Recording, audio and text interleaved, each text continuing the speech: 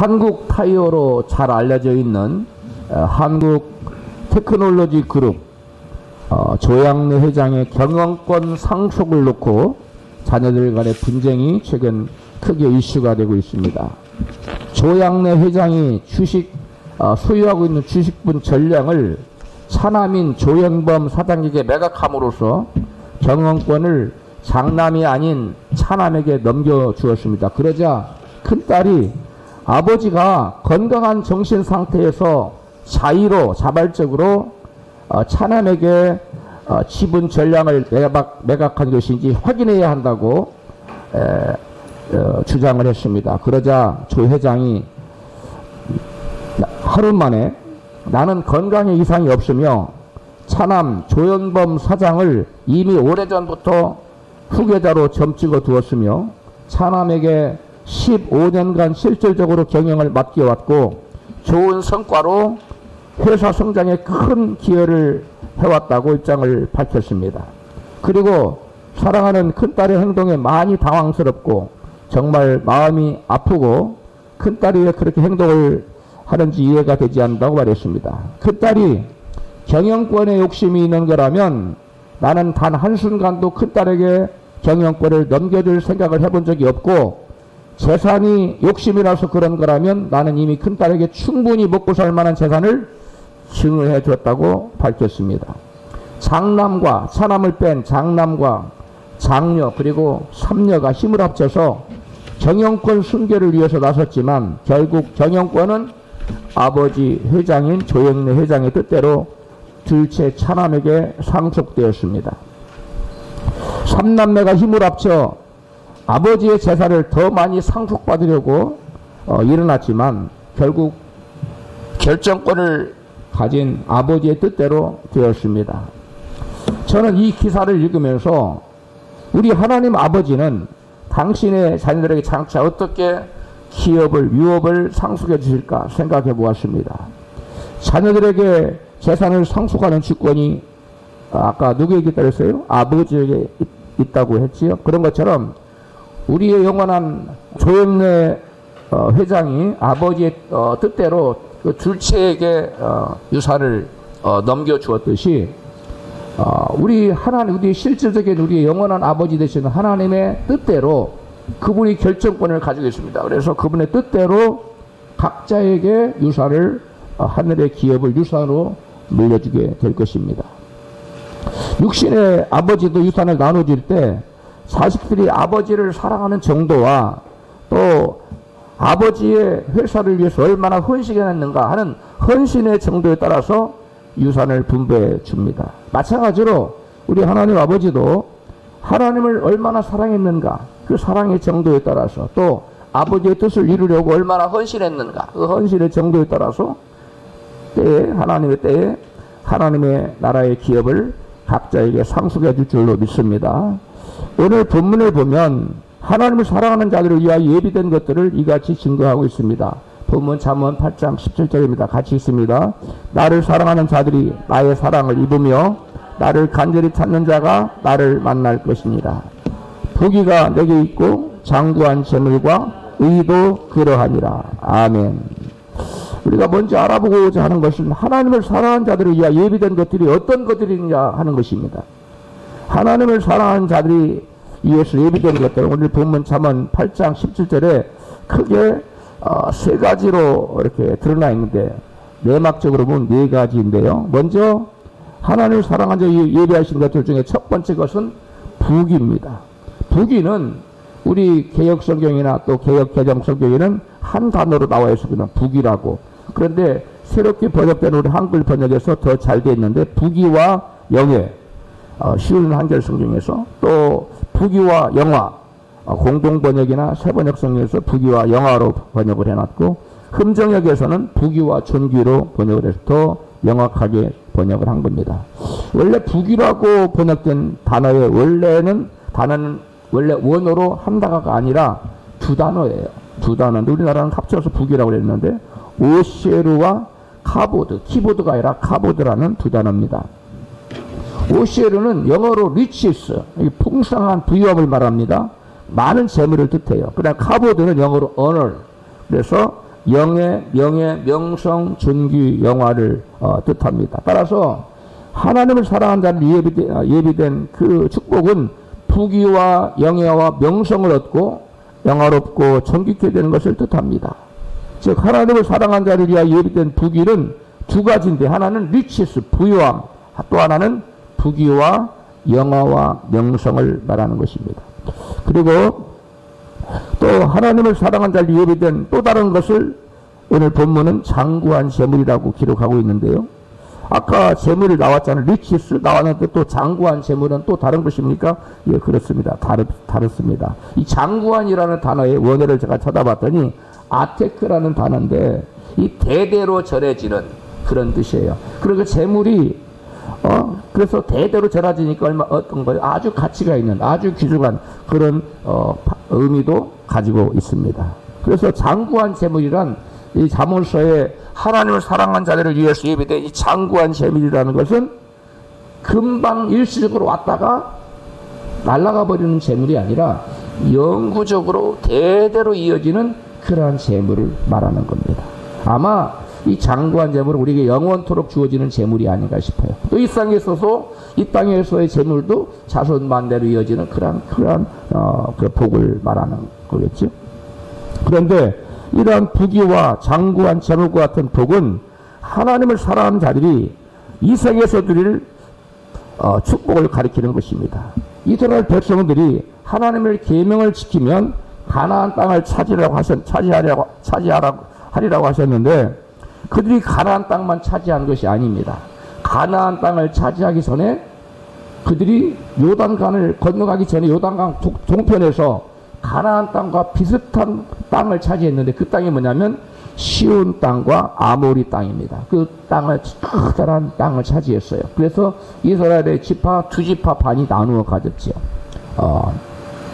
요단은 그 원래 뜻이 죽음을 뜻하는데, 요단강 건너 요단 서편의 가나안 땅은 죽음 너머에 우리가 죽고 나서 영원토록 상급으로 유업으로 받을 천국의 복을, 영생 천국의 복을 뜻하는 것입니다.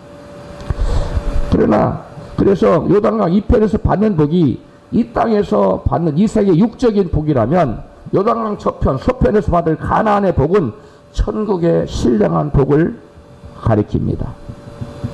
이 세상에서 육적인 복과 대조되는 천국에서의 누릴 신령한 복은 바로 어떤 복이냐? 오늘 잠언서에 보면 의롭다함을 얻는 복이에요. 의로운 자에게, 의롭다함을 받은 자들에게 주어지는 복입니다. 이 의롭다함을 받는 신령한 복은 곧 죄사함의 복이요, 구원의 복이요, 영생 천국의 무궁한 복입니다. 하나님을 사랑하는 자를 위하여 예비된 가장 놀라운 복이 바로 이 의롭다함을 얻는 복입니다. 사도행전 13장 38절은 여러분에게는 예수님으로 말미암는 죄 용서의 복음이 전파되었습니다. 여러분이 모세의 율법으로는 의를 얻을 수 없지만 믿는 사람은 누구나 예수님을 통해서 의롭다함을 얻습니다. 한글 쉬운 성경인데요.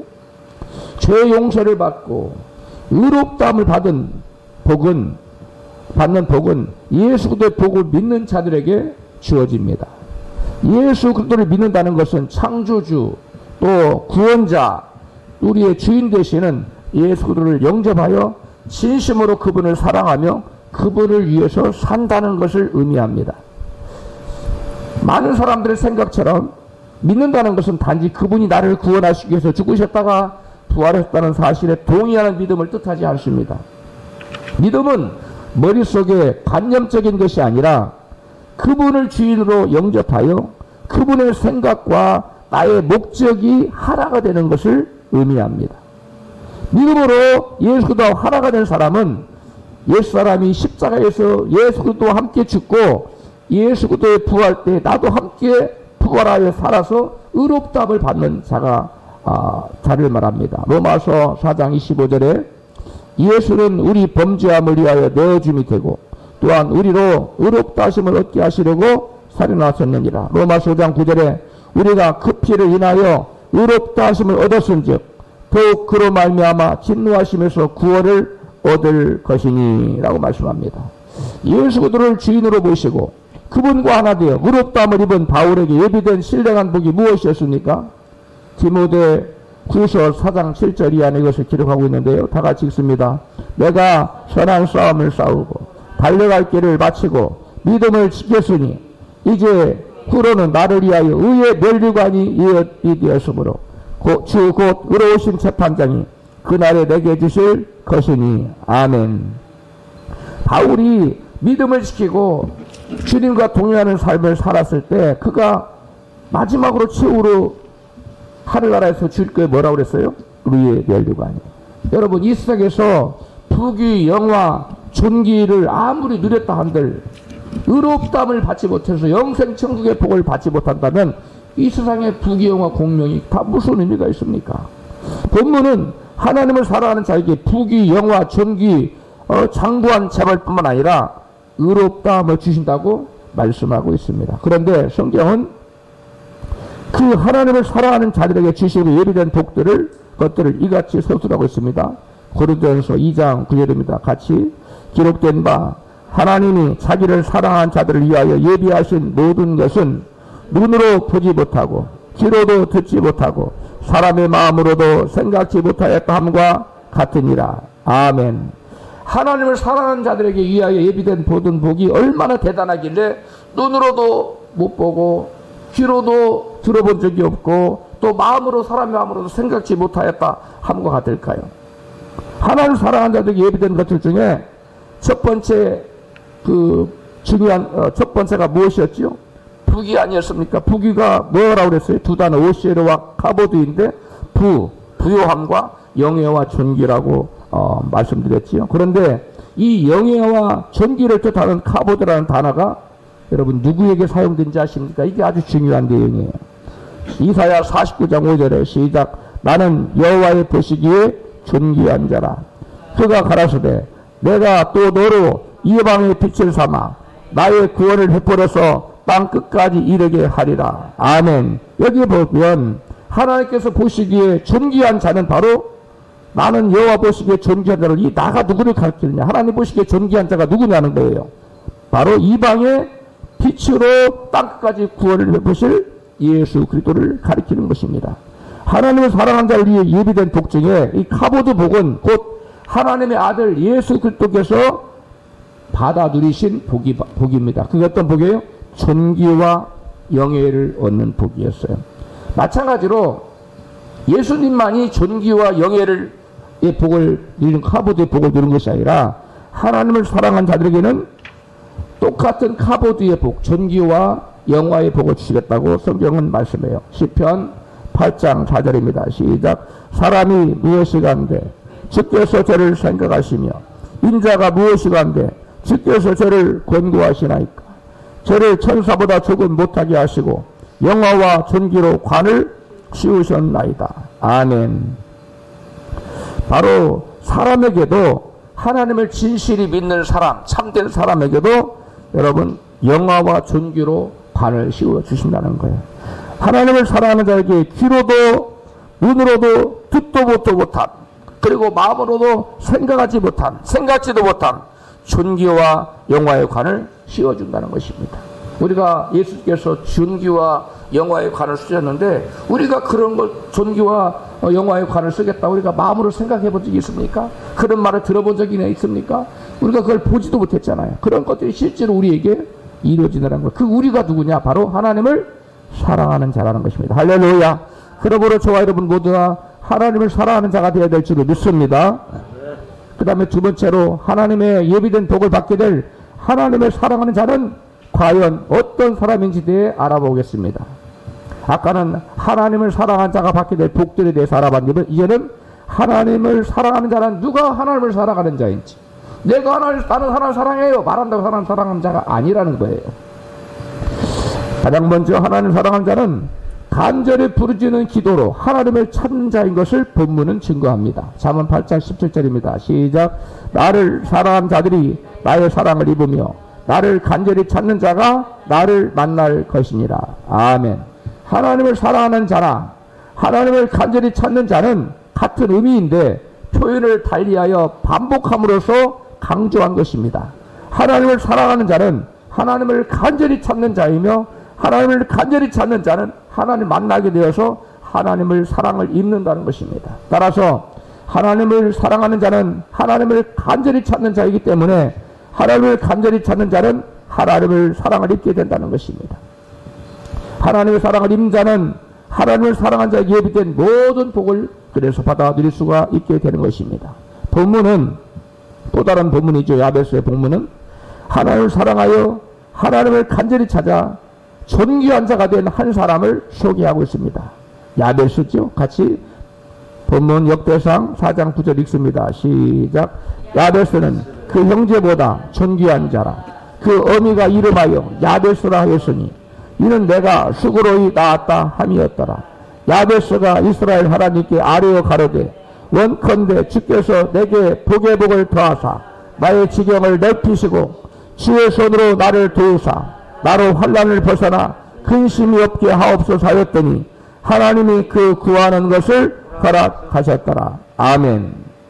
역대상 1장에서 9장에 보면 아담부터 수천 년에 이르기까지 수천 년을 지나 이스라엘이 포로지에서 귀환하기까지 이스라엘의 계보가 나옵니다. 수천 년의 계보가 나오는데요. 이 계보에는 무려 600여 명의 생소하고 낯선 이름들이 줄줄이 소개가 되고 있는데 보통 한 절에 성경 한 구절에 4-5명의 이름이 언급되고 있어요. 간단하게 소개하고 있는 거죠. 거의 이름만 언급할 정도죠. 그런데 어떻게 된 것인지 그 중간에 갑자기 특별한 한 사람들의 주목을 받는 한 사람이 등장하는데 그 사람 바로 야베스입니다. 그 야베스가 중간에 소개되고 있는데 그 야베스는 잠깐 이름만 소개하는 거야. 아까 우리가 같이 본문 읽었지만 2절에 걸쳐서 아주 긴 절입니다. 한 절 한 절에 긴 2절에 걸쳐서 자세히 소개하고 있습니다. 그는 처음부터 대단한 사람은커녕 출생부터가 문제가 많아서 평범한 사람으로서 살아가기조차도 벅찰 듯한 그러한 사람이었습니다. 그런데 본문 역대상 4장 9절 전반부를 보면 성경 기록자는 야베스를 이렇게 소개하고 있습니다. 같이 있습니다. 야베스는 그 형제보다 존귀한 자라. 그런데 이어지는 그에 대한 소개는 우리 예상을 완전히 뒤엎어버립니다. 어떻게 이런 사람이 형제보다 존귀한 사람이 되었지? 라고 생각하게 만듭니다. 본문 9절 후반부입니다. 시작. 그 어미가 이름하여 야베스라 하였으니 이는 내가 수고로이 낳았다 함이었더라. 성경 기록자는 그의 많고 많은 인생의 이야기 중에 왜 하필 그의 평범하지 않은 출생 배경을 소개하고 있을까요?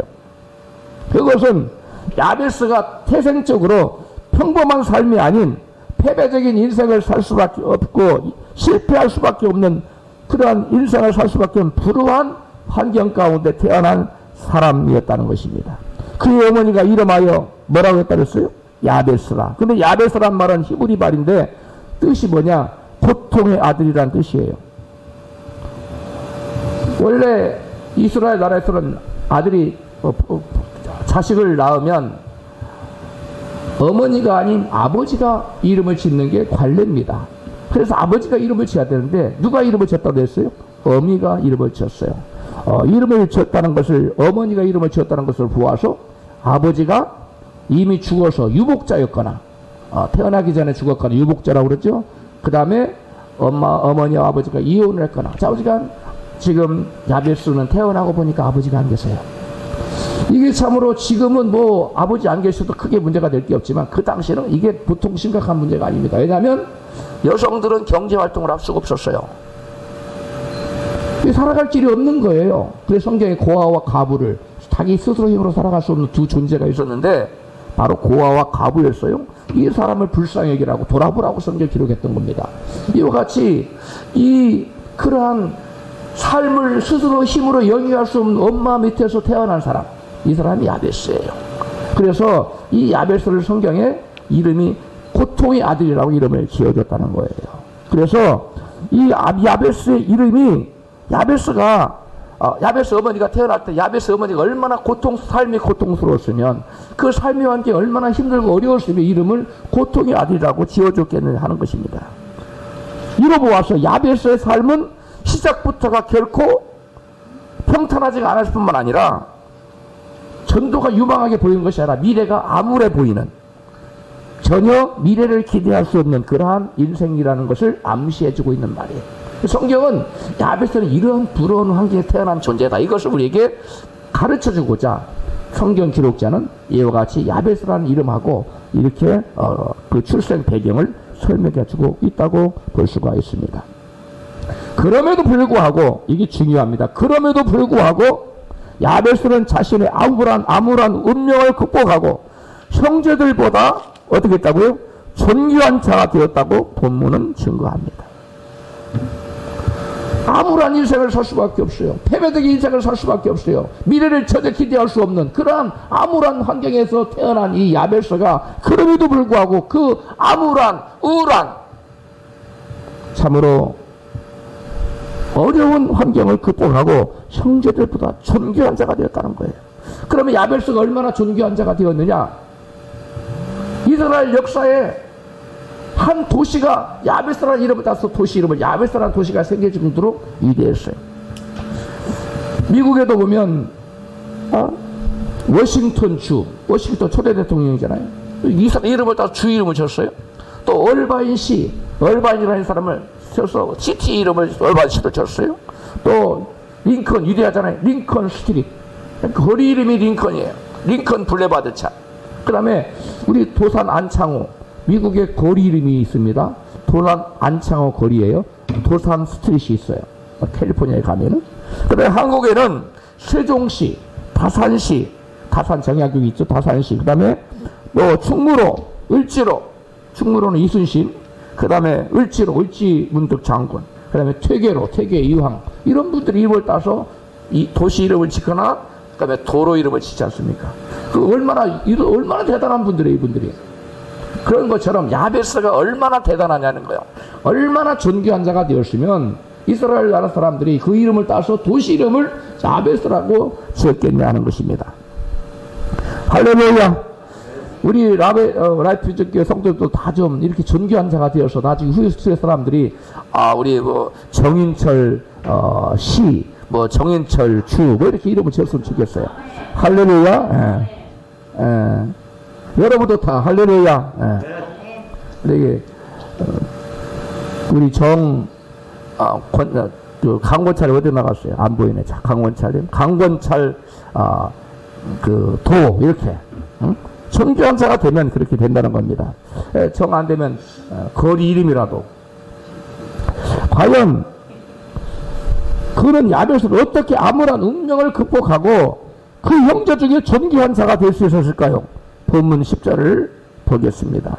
같이 역대상 4장 10절입니다. 시작. 야베스가 이스라엘 하나님께 아뢰어 가로되 원컨대 주께서 내게 복의 복을 더하사 나의 지경을 넓히시고 주의 손으로 나를 도우사 환난을 벗어나 근심이 없게 하옵소서 하였더니 하나님이 그 구하는 것을 허락하셨더라.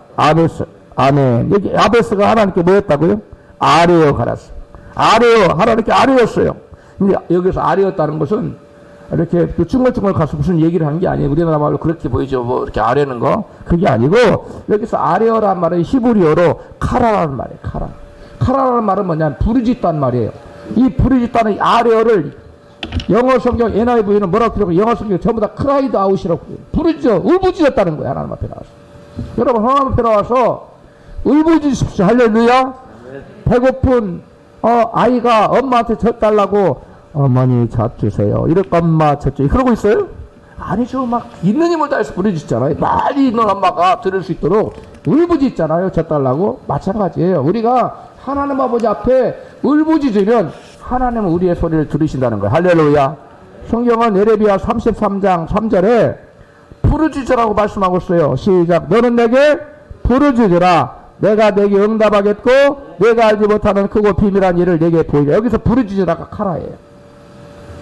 야베스가 하나님께 아뢰어가 카라예요. 똑같은 부르짖다는 단어인데 우리나라 번역에서는 왜 한쪽에서는 아뢰어라고 했고 왜 한쪽에서는 부르짖으라고 했는지 모르겠어요. 부르짖어 가로도 이렇게 했으면 좋은데 부르짖어 기도하기를 이렇게 했어야 돼요. 야베스가 하나님 아버지께 여호와 하나님께 나아가 부르짖어 기도하기를 이렇게 했어야 돼요. 그러므로 야베스가 하나님께 아뢰었다는 말은 적당히 하나님께 기도한 것이 아니라 필사적으로 부르짖어 기도했다는 것입니다. 할렐루야. 야베스는 부르짖는 필사적인 기도를 통해서 암울한 운명을 극복하고 존귀한 인물이 될 수가 있었던 것입니다. 할렐루야. 3번 본문에 의하면 하나님을 사랑한 자는 하나님을 간절히 찾는 자라고 말씀하고 있습니다. 따라서 야베스가 전심으로 부르짖어 하나님을 간절히 찾았다는 것은 곧 그가 하나님을 뜨겁게 사랑했다는 것입니다. 할렐루야. 야베스는 하나님을 사랑한 자였어요. 근데 그것도 보통 사랑한 것이 어떻게 사랑했다고요? 뜨겁게 마음을 다해 사랑하는 자, 마음을 들여 전심으로 하나님을 사랑한 자였어요. 저와 여러분도 야베스처럼 전심으로 하나님을 사랑하여 뜨겁게 부르짖어 야베스처럼 기도하면 우리의 운명이 바뀔 줄로 믿습니다. 저와 여러분도 모두 다 존귀한 자가 될 줄로 믿습니다. 하나님을 사랑한 자를 위하여 예비된 복을 성경은 아까 뭐라고 그랬지요? 고린도전서 2장 9절에 시작. 기록된 바 하나님이 자기를 사랑한 자를 위하여 예비하신 모든 것은 눈으로 보지 못하고 귀로도 듣지 못하고 사람의 마음으로도 생각지 못하였다함과 같으니라. 아멘. 하나님을 사랑하는 자들을 위해 예비된 복은 눈으로도 귀로도 듣도 보도 못한 마음으로도 생각지 못한 것들이라는 거예요. 바로 그러한 복을 야베스가 하나님을 사랑하여 하나님을 사랑하는 자들을 위하여 예비된 그러한 듣도 보도 못하고 마음으로 상상치 못한 놀라운 복을 받았다는 거 아닙니까? 그러므로 저와 여러분도 야베스처럼 하나님을 마음 다해 사랑하면 우리가 듣도 보도 못하고 마음으로도 생각지도 못한 야베스가 받은 같은 위대한 복을 받게 될 줄로 믿습니다. 야베스가 유복자로 태어났거나 출생 전에 부모가 이혼했거나 간에 야베스의 어머니는 자기 스스로 입으로 살아갈 경제적 능력이 없는 상태였어요. 그러한 비관적인 환경 가운데 태어난 야베스는 하나님을 사랑하여 운명을 뛰어넘어 우리 인간이 상상할 수 없는 위대한 복을 받아 그 형제들보다 수많은 사람들을 말하는 겁니다. 수많은 형제들보다 더 존귀한 자가 되었다는 거예요. 할렐루야. 이스라엘의 모든 백성을 가리키는 거예요. 이스라엘 모든 그 어떤 형제들보다 당대의 가장 존귀한 자가 되었다는 거예요. 그러므로 저와 여러분의 형제 저와 여러분의 형편이 어렵다고 가능성이 안 보인다고 내가 흙수저로 태어났다고 삶의 환경이 너무 비관적이라고 우리는 두 다리 뻗고 탄식하고 절망하는 하나님께 원망할 것이 아니라 나의 삶의 환경이 어떠하든지 간에 야베스처럼 하나님을 간절히 찾고 기도하여 우리의 운명을 바꾸는 자가 되시기를 주여로 축원합니다. 오늘날 우리의 현재 상황이 아무리 힘들고 어렵고 비관적으로 보일지라도 야베스의 상황보다는 낫지 않겠습니까? 저는 그렇게 생각합니다. 아무리가 힘들고 어려워도 대한민국에 사는 사람은 다 야베스보다는 나아요. 오늘날 우리보다 비교할 수 없는 비관적인 상황에서도 야베스는 불우한 환경을 극복하고 존귀한 자가 되었습니다. 그 비결은 오직 한 가지인데요.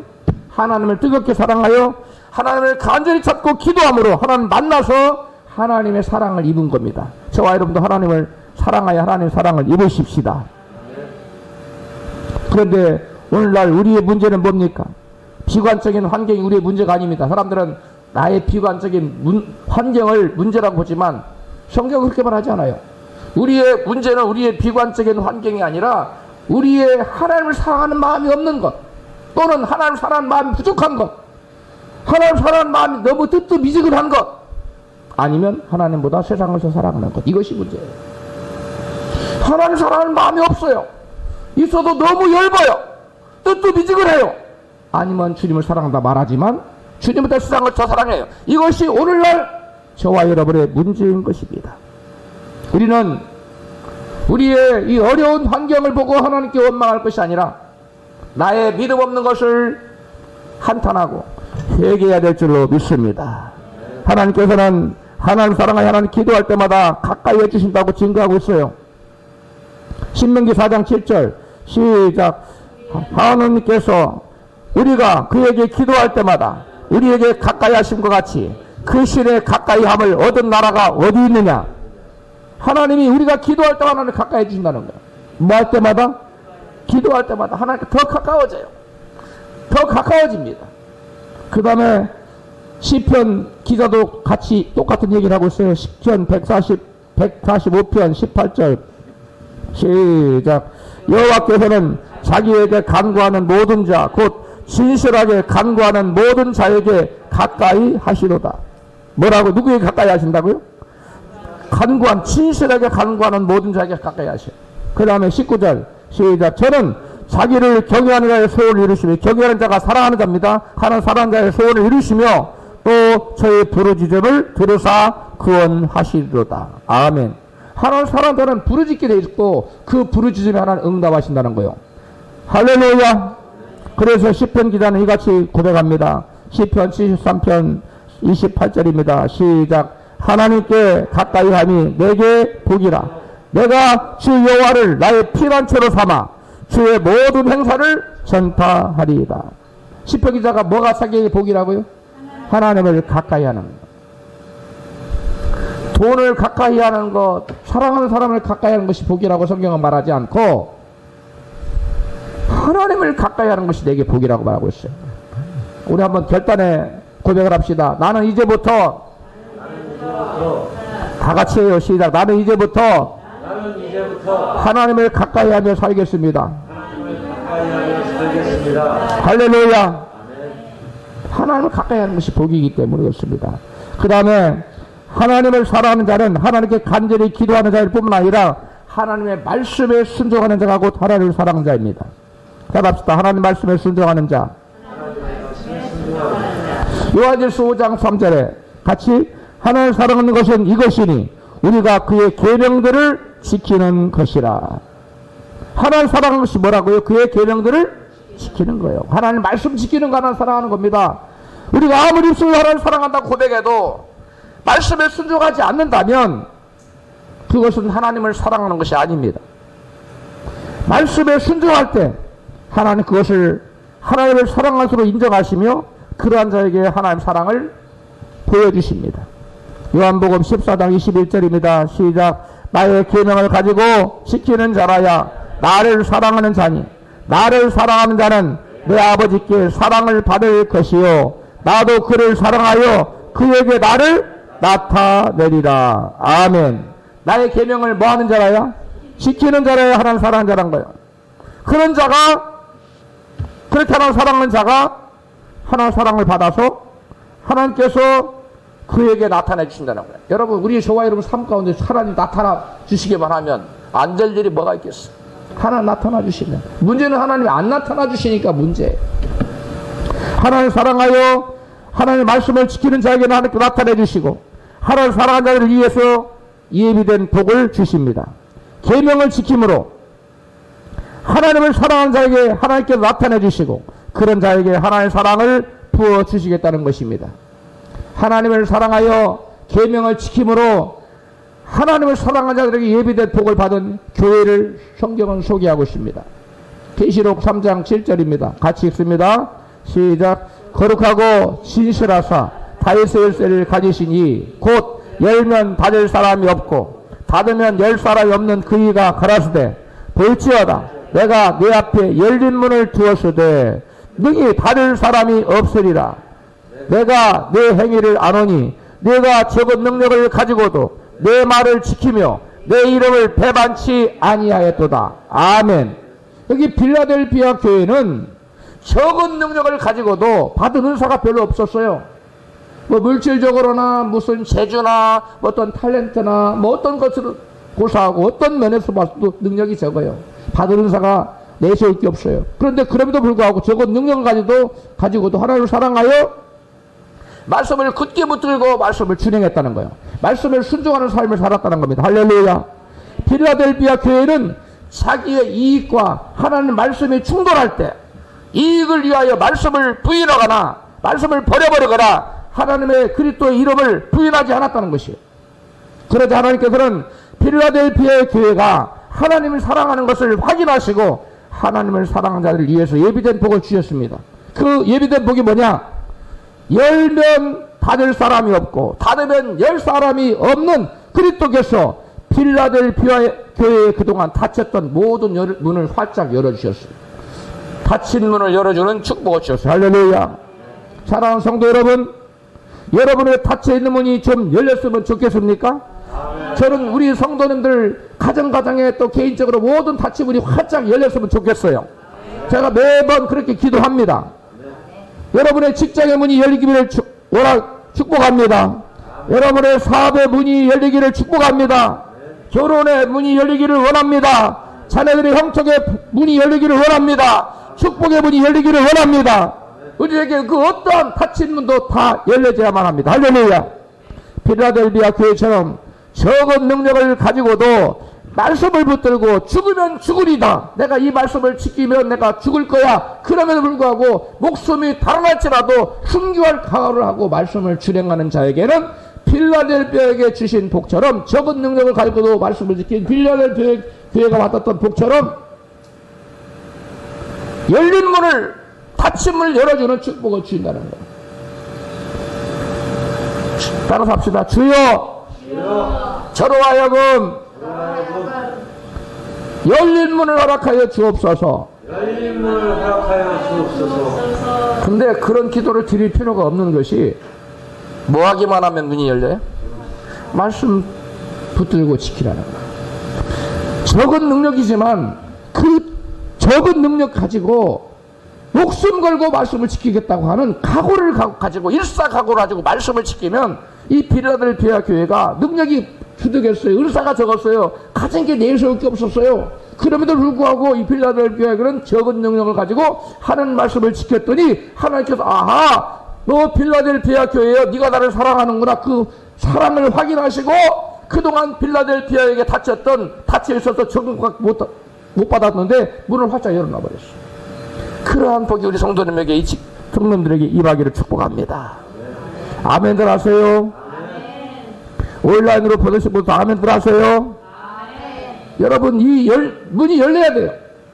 하나님이 저와 여러분 인생의 문을 열어주지 않으면 우리는 결단코 위대한 인생이 될 수 없고 존귀한 인생이 될 수가 없습니다. 많은 사람들이 자기 힘으로 살아가려고 그래요. 우리 인간의 힘으로 살아가는 한계가 있어요. 그러나 하나님께서 함께 하시면 여러분, 저와 여러분에게 하나님 문을 열어주셔 나의 힘이 아니라 하나님으로 힘으로 살아갈 수 있도록 하나님께 길을 열어주실 줄로 믿습니다.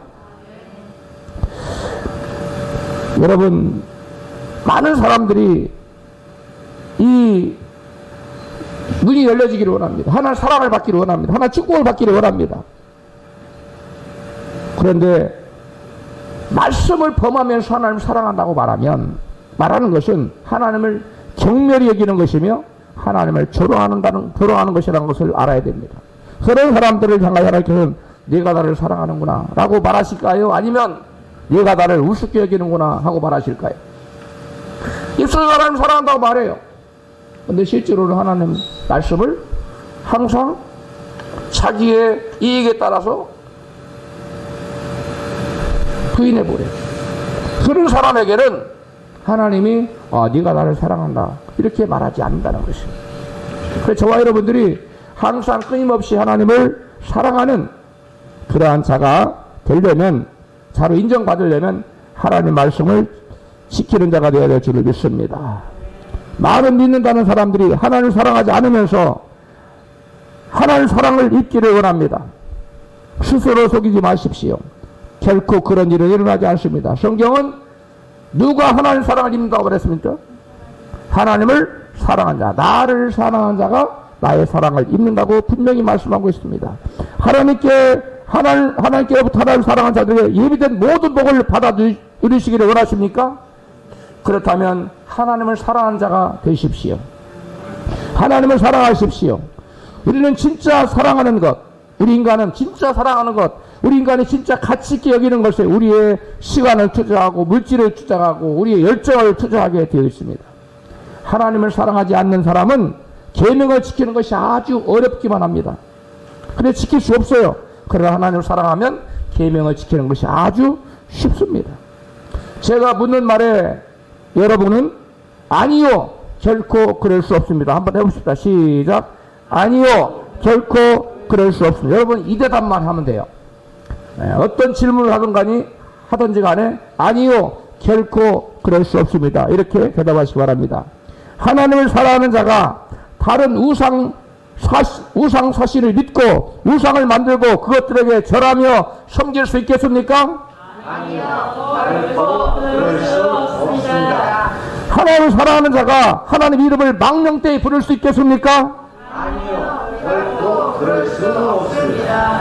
하나님을 사랑하는 자가 주님의 날에 하나님을 예배하는 대신 자기를 위하여 시간을 사용하며 주의를 범할 수 있겠습니까? 아니요, 결코 그럴 수 없습니다. 하나님을 사랑하는 자가 부모를 공경하지도 않고 부모에게 순종하지 않을 수 있겠습니까? 아니요, 결코 그럴 수 없습니다. 하나님을 사랑하는 자가 살인할 수 있습니까? 결코 그럴 수 없습니다. 하나님을 사랑하는 자가 간음할 수 있습니까? 결코 그럴 수 없습니다. 하나님을 사랑하는 자가 하나님의 것인 11조를 도적질하거나 다른 사람의 물건을 도적질할 수 있습니까? 아니요, 결코 그럴 수 없습니다. 하나님을 사랑하는 자가 이웃에게 거짓 증거할 수 있습니까? 아니요, 결코 그럴 수 없습니다. 하나님을 사랑하는 자가 이웃의 아내를 탐하거나 이웃의 소유를 탐낼 수 있겠습니까? 아니요, 결코 그럴 수 없습니다. 할렐루야. 그런데 많은 예수를 믿는다는 사람들이 결코 그럴 수 없는 일을 자행하고 살아가고 있어요. 그러니까 하나님이 아무리 입술로 하나님 사랑한다고 말해도 하나님은 그 사람의 사랑을 인정하지 않는다는 거예요. 오늘 여러분이 아니요 결코 그럴 수 없다 10번에 거쳐서 외쳤는데 하나님 사랑하십시오. 말씀을 지키십시오. 목에 칼이 들어와도 말씀대로만 하세요. 죽인다고 해도 죽이라고 하시고 말씀을 지키세요. 거기 뭐 이것저것 재지 마세요. 계산하지 마세요. 단순합니다.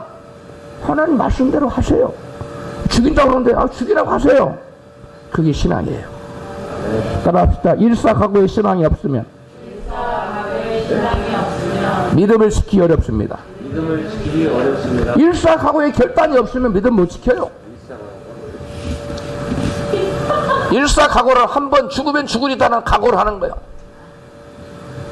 그런 결단이 있기를 축복합니다. 우리가 말로는 하나님을 사랑한다고 말하지만 실제로는 하나님보다 돈이나 또 사랑하는 사람이나 또 사람들의 평판을 더 사랑하고 더 귀하게 여기기 때문에 하나님 계명을 범하는 거예요. 간단합니다. 어떠한 그럴싸한 이유를 댄다 할지라도 하나님 사랑보다 하나님도 그것이 더 귀했기 때문에 그걸 택한 거예요. 여러분 에릭 리들이라는 사람 알지요? 파리올림픽에서 온 국민이 광신자라고 아니 올림픽 뛰고 5위 예배 드리면 되지. 저 정도면 드리면 되지. 이렇게 막 비난할 때 너만 예수 믿냐? 비난할 때 아니요. 나는 금메달 아니라 더한 걸 줘도 나는 주의를 범할 수 없어요. 하고 여러분 금메달을 100m 달리기를 포기했을 때 하나님이 그에게 400m 달리기를 하게 해서 금메달을 따고 또 800m도 달리게 해서 그로 하여금 또 동메달을 따게 했어요. 보너스를 하나 더 줬어요. 그래서 프랑스의 사람들이 그 애들의 신앙을 보고 신앙 갱신운동이 일어났다는 거 아닙니까? 우리가 잘못 믿었구나. 저와 여러분이 죽으면 죽으리라 하는 일사각오의 신앙을 이웃에게 보이면 사람들이 나도 저렇게 예수를 믿어야 되겠다고 나의 뜨거움이 이웃 사람에게 전달될 줄을 믿습니다. 저부터 우리 일사의 각오의 신앙을 하나님께 보이고 가지고 말씀을 지키는 우리가 되십시다. 할렐루야. 당장의 이익을 위해 말씀을 범하는 자는 마치 뭐와 같은 줄 아십니까? 돼지와 같아요. 여러분 제가 미국에서 어떤 계기가 있어서 도살장에를 갔습니다. 염소 한 마리를 잡아오려고. 그런데 맺힌 돼지를 잡더라고요. 돼지를. 근데 어떻게 돼지를 도살장으로 끌고 가느냐? 돼지가 제일 좋아하는 게 콩입니다. 콩을 앞에다 몇 개씩 떨어뜨리면 돼지가 그 콩 하나씩 먹으면서 줄줄줄줄 따라오는데 도살장 앞으로 딱 들어요.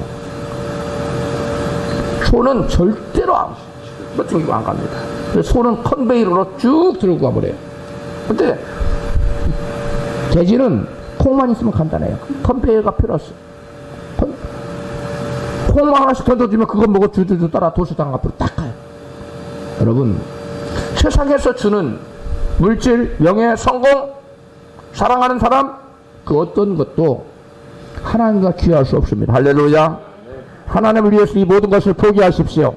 그럼 이 모든 것을 포기할 때 하나님께서 하나님이 우리의 사랑을 확인하시고 우리에게 넘치도록 부어줄 줄로 믿습니다. 우리가 하나님 사랑하는 사랑이 온전치 못했기 때문에 자꾸 세상과 타협하는 거예요. 죄와 자꾸만 타협합니다. 마귀는 처음부터 대단한 걸 너 믿음 다 내놔 이렇게 요구하잖아요. 주일 한 번만, 딱 한 번만 빠져. 한 번만이야, 딱 한 번만. 제가 여러분한테 예화를 들어서 말씀드렸죠. 낙타가 추운 겨울날 밖에 있다가 텐트문을 들고 와서 주인님 여기 코빼기가 너무 싫은데 코빼기만 들어오면 안 될까요? 그래 들어와라. 얼굴이 너무 싫어요. 그래 얼굴까지 들어와. 그 얼굴 들어와라. 몸이 좀 몸 반만 좀 들어오면 안 돼. 그래 들어와라. 나도 춥다고 다 들어와가지고 좁으니까 주인 나가라고 밀쳐냈다는 거 아니에요? 마귀의 속성은 처음부터 주인 나가시오 안 해요. 얼굴만 좀 들어가도 될까요? 주일 한 번만 좀 범하면 안 될까? 예배 한 번만 빠지면 안 될까? 여러분 속지 마십시오. 이사야 선지자를 통해서 이스라엘 백성들 하나님께서 이같이 말씀하셨어요. 이사야 29장 13절 시작. 주께서 가라사대 이 백성 입으로는 나를 가까이하며 입술로는 나를 존경하나 그 마음은 내게서 멀리 떠났나니. 예수님께서는 하나님을 사랑하지 않고 하나님을 헛되이 예배하는 자들을 이같이 경고하셨습니다. 마태복음 15장 7절입니다. 시작. 예식하는 자들아 이사야가 너에게 대하여 잘 예언하였도다. 이르렀으되 이 백성이 입술로 나를 존경하되 마음은 내게서 멀도다. 사람의 계명으로 교훈을 삼아 가르치니 나를 헛되이 경배하려도다 하였느니라.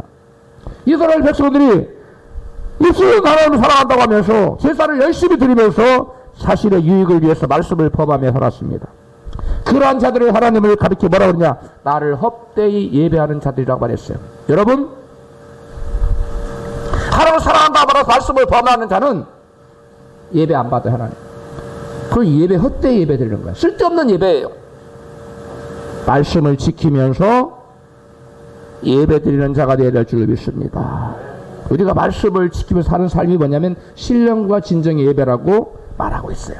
이게 산제사라고 말하고 있어요.